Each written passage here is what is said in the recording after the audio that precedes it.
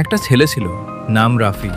সে সব সময় হাসি খুশি থাকতো, কিন্তু তার হাসির পেছনে ছিল অনেক কষ্ট। রাফির জীবনে একটা মেয়ে এসেছিল, নাম ছিল মায়া। মায়া ছিল তার পৃথিবী, তার স্বপ্ন, তার সব কিছু। প্রতিদিন রাত জেগে তারা কথা বলতো, ভবিষ্যতের হাজারটা স্বপ্ন বানাতো, একসাথে থাকা, সুখে থাকা। কিন্তু হঠাৎ একদিন মায়া বদলে গেল। মেসেজের রিপ্লাই আসতে দেরি, কল করলে ব্যস্ত, আর ধীরে ধীরে সে দূরে সরে যেতে লাগলো।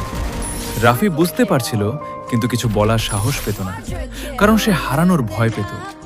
একদিন সাহস করে জিজ্ঞেস করলো, তুমি কি আর আগের মতো ভালোবাসো না? মায়ের উত্তর ছিল খুব ছোট, না, এখন আর ভালো লাগে না।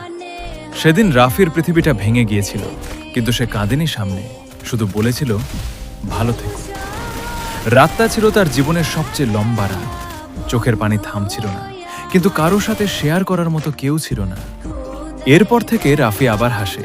মানুষ ভাবে সে ভালো আছে, কিন্তু কেউ জানে না তার হাসির আড়ালে এখনো লুকিয়ে আছে একটা ভাঙা হৃদয় আর কিছু না বলা গল্প।